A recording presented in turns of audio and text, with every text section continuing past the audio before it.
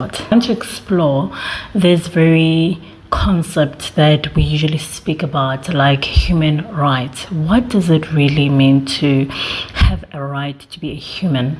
My thinking as a believer, the first thing that comes to mind is that the right to be a human is derived from the purpose of the human being to begin with.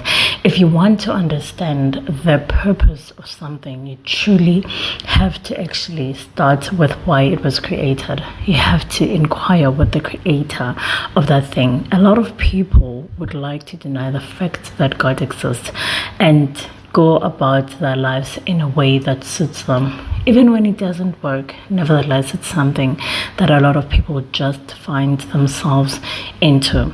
So the right to be human is not necessarily to have your way over others. It's not necessarily to get what you want at any cost, because some people's understanding, ideology and belief system of what it means to be human, it simply means to get their way. I think that's a very destructive understanding of what it means to be human, and it's very narrow-minded and short-term as well. We have to understand that there is a bigger purpose in humans. There is a purpose in which we're created for, and if we understand that we're not just created to do whatever that we want, contrary to popular belief, a lot of people want to buy into the circular understanding, or let me just say the circular ideology that is very destructive, that propagates you can do whatever you want, you can be whatever that you want.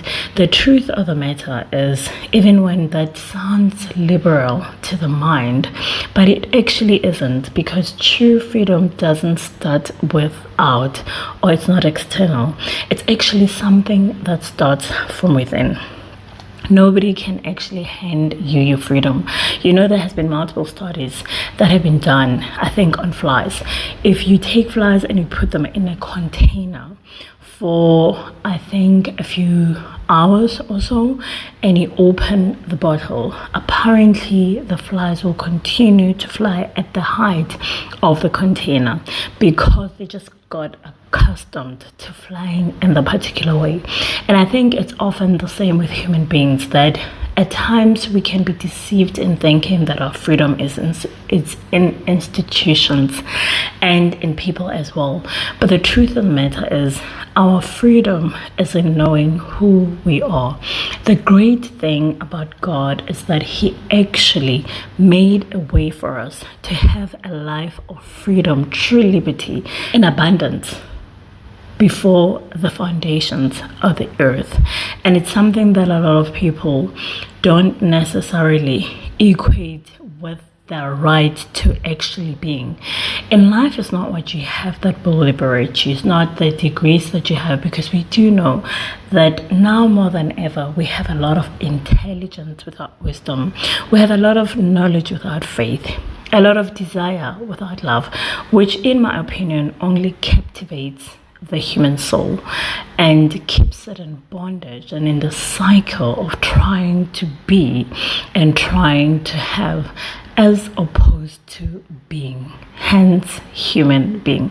So I just wanted to remind you that as you celebrate this day, think about what it means to truly be free.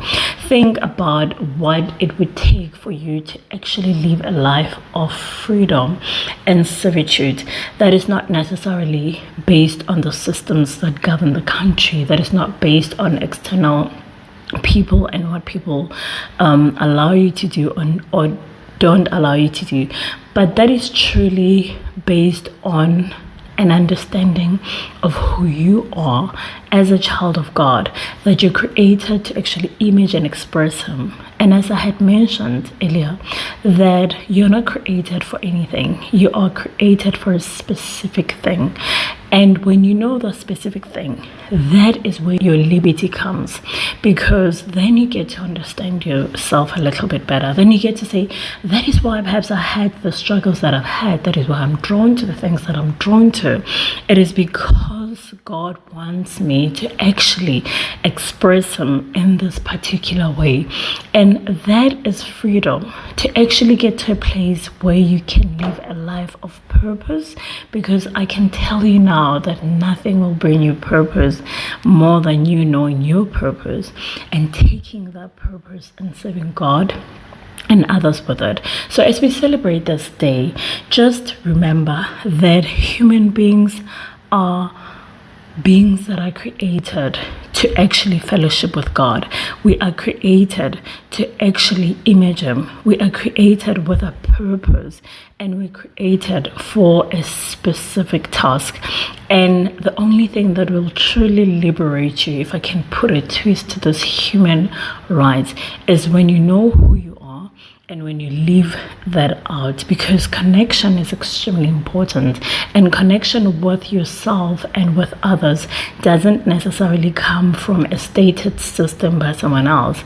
It actually comes from your creator, who says to you that the biggest thing, or the most important thing that you can do, is to love God your Lord with all your heart and all your soul, and love your neighbor as you love yourself. It means then the basis of loving others is your ability to love yourself, and that's where true life flows.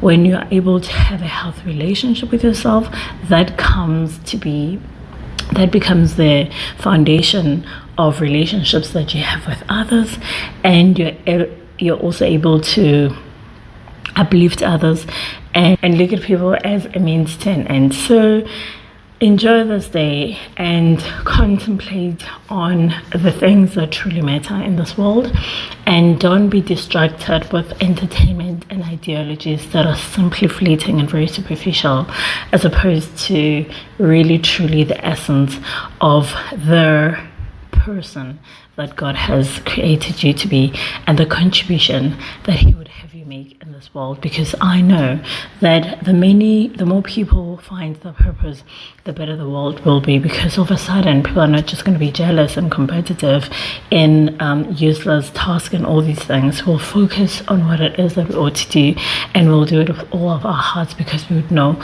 that we're created specifically for that thing. Enjoy your day.